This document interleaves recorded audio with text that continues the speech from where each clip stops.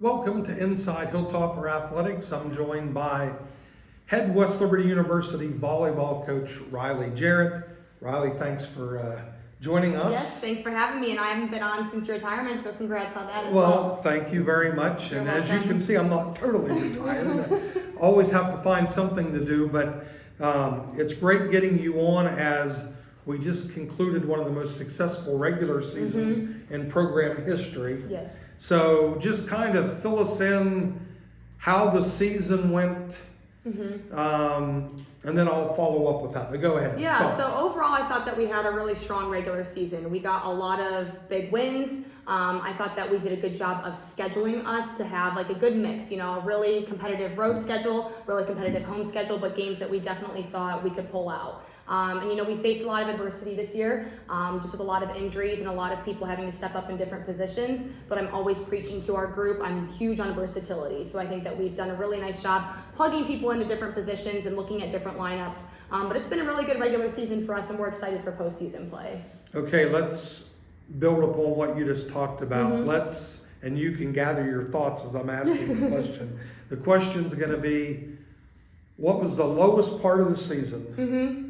And then in turn, maybe what was the highest part of the season? Yeah, I think that's a great question. I think that lowest part of the season, I'll start with that one first, was probably when we traveled to Frostburg and lost that game. It was on a Friday night there, and that was the first time we had lost in that gym since Frostburg joined our conference. And then we had to turn around and then play Wheeling on that Tuesday. So those were 2 losses in a row for us. I'd have to go back and really look the last time this year that we lost 2 in a row. But that was definitely a low point for us, but I thought that our team then did a good job responding to get out of that. You're always going to have maybe a little bit of a rut in a season, especially with volleyball playing so many games. But I thought we did a good job getting out of that. I would say a high for us was probably starting off conference play going to Charleston. We came off of a high, doing well at the crossover tournament, and that's always great competition. But then we went right and played at Charleston. We knew it was going to be a tough game.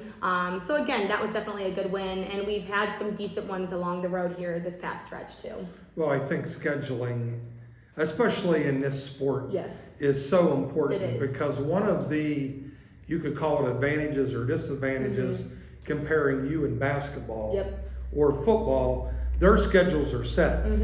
They play, in theory, 26 regular season games, 22 of them which are in conference. Exactly. So volleyball, you have more of an ability to play outside of conference, but then you got to get into scheduling philosophies because ultimately your goal is to make the NCAA tournament, correct? Exactly, yeah. That's our, when we look at our program goals, we have gold goals, silver goals, and bronze goals. Our gold goal this year and last year was to make the NCAA tournament. And I think that's something, as I took over this program a few years ago, I've really started to be passionate about learning, is how to schedule those good competition to help your strength of schedule, to get those good wins, maybe teams that you can play, but afford to lose to, because the committee's looking at all of that, RPI-wise. So I thought that this year especially we did a good job scheduling. Right, you talk about your gold goals. Yeah. And let's go back to when I was interviewing you to hire you, and then we finally gave you the job. So then you and I sat down in that first meeting. I said, we've got to talk about where you want to take this program. But I thought the measuring stick would be the NCAA tournament. So you made that last year, and I'm assuming that just makes you hungry and you want to do it again? It is, yeah. When I'm talking to our current players and I'm talking through the recruiting process, I'm like, this is the standard. The standard is to be regionally ranked. The standard is to compete, obviously, for a Mountain East Conference championship, but then to put us in a place where we can be on that regional level. And again, yes, we want to get back there, and I think this year that's obviously the ultimate goal, but then it's, okay, what can we do next step-wise? Can we win that first game in the tournament? Can we make, it to the MEC championship games? There's a lot of things that we have that we want to continue to elevate on, but yeah, that's the standard. And that's something that our players know, that people who are coming here to play at West Liberty know that, and I think that's something that they're all bought into too. Well, let's talk about that. Yeah. The rankings have been out for 3 weeks now. Yes, yeah. And in this last one, we are currently sitting at 8. We were at 8, yep. And then they come out again tomorrow on Wednesday. So again, it just depends where we're going to do MEC tournament-wise. We're right behind Shaw right now. So Shaw is the CIAA team. So we're hoping they win their tournament. We're hoping that we can at least make it to our MEC championship game. But yeah, we're in that sweet spot right now, just kind of waiting it out. Right, and it's so, we could sit here and talk scenarios forever. Oh, yes, we if could. this happens, this happens, this happens. Yeah. Do you anticipate any shakeup at the back end of the rankings? Like, let's That's a start good with question. 8. We're at 8. Mhm. 8 teams make it. Yep. There's automatic bids. So has anything happened region-wise between last week's rankings and when they come out tomorrow? Yep. Or do you think teams will fall into those same slots? Yeah, I think that the 8, 9, and 10 are kind of set. I think that if any shifting is going to happen, it's maybe going to happen like 1 through 5, just based on who beat who last week. But for us, where we're at 8, there could be a chance we move to 7, but it really depends on what Shaw does. So yeah, like when I'm sitting there and I'm looking at everything and I'm watching other games, I'm like thinking about all the scenarios. But I don't think that there's going to be a whole lot of shifting from 8, 9, 10. Right, and that's obviously the most important thing. Yeah, we want to be 8 or 7 for sure. Yeah, you've got to get in there, and Yeah. and so many things again can happen. Shaw's at 7. Is there an upset winning? But Don Clegg and I were talking today. If that would happen, and no disrespect to Shaw out there, but if they would lose in their tournament, is it early enough that it bumps them out anyway? Exactly, yeah. And the CIAA is a 1-bid league, but that's all speculation. It And I is, hate yeah. to go down. So let's just get back to the regular season again. Record 22-8. Yes. Is that correct? Yes. Yep. 22. So, and we were sitting here debating, is that percentage-wise the best regular season in school history? If it's not, it's only been done probably one other time. For sure. Yeah. And I think for your sanity as all head coaches, that's why I don't have any hair. You know, it's always about sanity. Is you guys were pretty darn consistent this year. You had the one spell where you lost the 2 tough games, but there weren't really any bad segments where the wheels are falling off and you're losing your mind. And it's funny you say that because we just had practice obviously last night. We're going into it tonight too. And I said the word of the week and the word of the rest of postseason is consistency. It's literally on our board. It's all starred because that's something I'm definitely, like you said, on them about a lot, just being overall a consistent team. I think that we're a very good team. We're a very scary team, but we do get in those little bit of ruts. And the only thing that I always preach to them is, we want to be consistent in our play. We want to be consistent in how we are as players. And I agree though, like this year, you don't have those maybe 4 games that you lost in a row. We don't have really any, knock on wood, terrible losses that maybe we had maybe last year getting into the tournament. So I think that overall we've done our job to set us up for success for where we want to get as a program. So yeah, I appreciate that. It's funny. I hope my players are watching this because I do say consistency's the word. So. Yeah, very, very important. So the MEC all-conference team will come out this week. Yeah. And I'm not going to get into that speculation, but hopefully we'll be rewarded and have players on those teams. Yep. Just reminding everybody out there watching, coach doesn't pick that team. I tell them that all You're the time. not even allowed to vote for your own players, correct? No, you are not. So it's the other coaches that are giving the players credit and the credit they deserve, and they're voting for everyone else. You can't vote for your own team. Yeah, so we get that sometimes. Yes, exactly. So again, the disclaimer is coach does not vote, and there's really no rhyme or reason. I think for the most part, coaches do a pretty good job, and this is across all sports. But somebody's always gonna get ripped off somehow.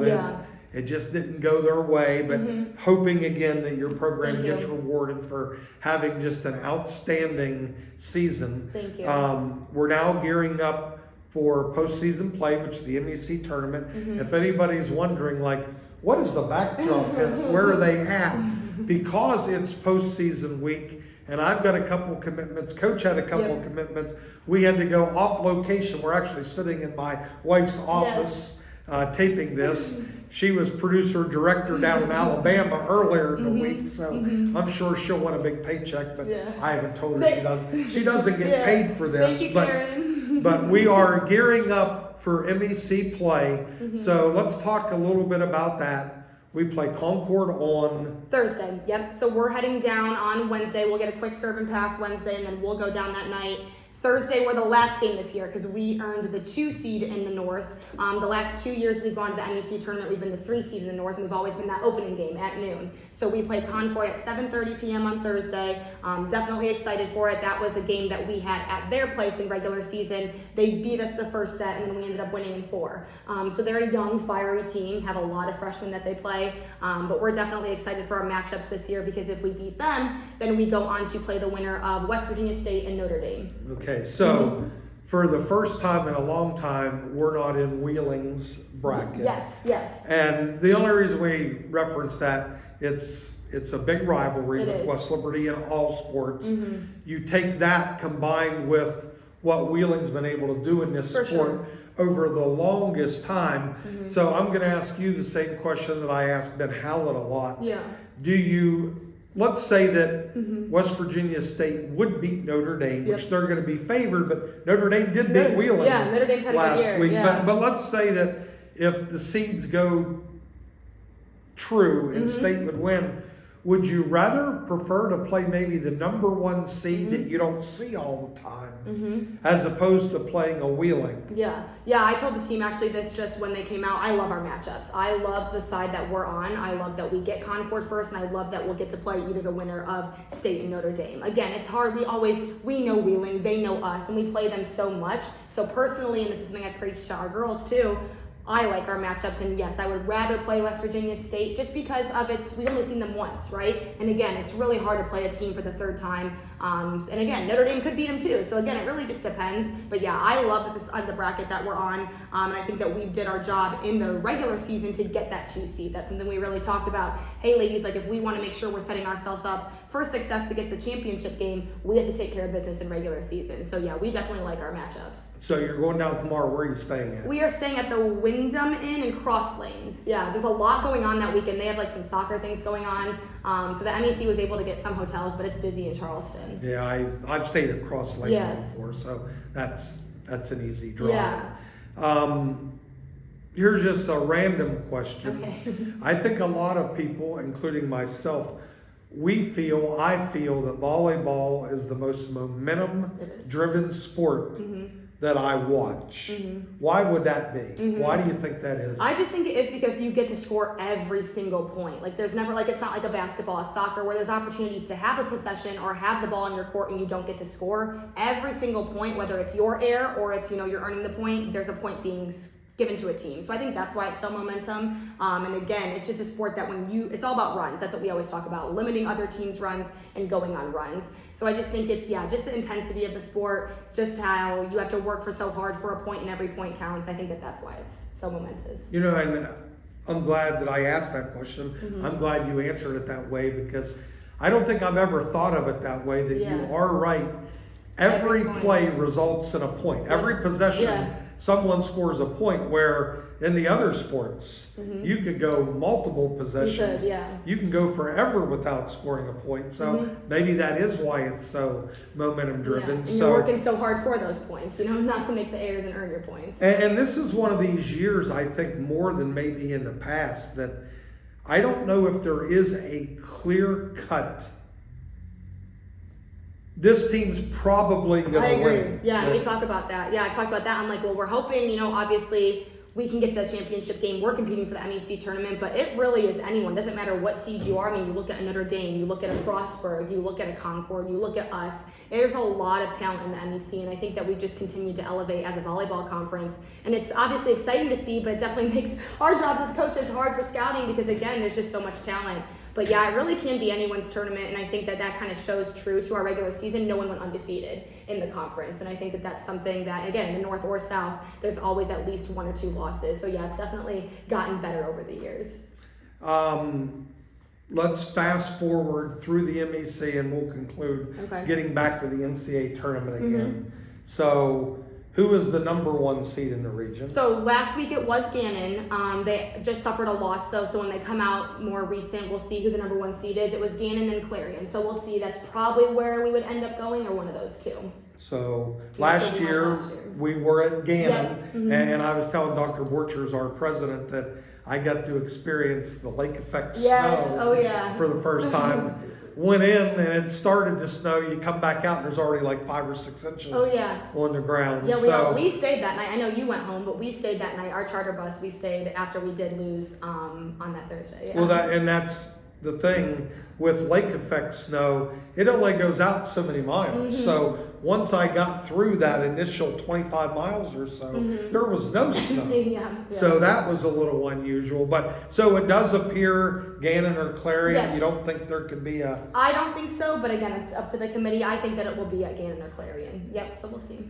Well, and their PSAC tournament starts this week as well, so we're looking to see who's going to win that one too. Well, let's keep our fingers crossed. First of all, good luck. Let's get down and control the things that we can control, which is who we play in the MEC tournament. Exactly. Let's hope that we fare well there. Let's hope we get an NCAA tournament bid. Just another outstanding job by Thank you you. and your team this year. It was exciting to watch, and all eyes will be following you and your team. Thank you. Thank you for joining us into a special podcast, West Liberty University Women's Volleyball MEC Tournament Week. Tune in on the Mountain East Conference Network. All the games will be there, and we'll see you next week.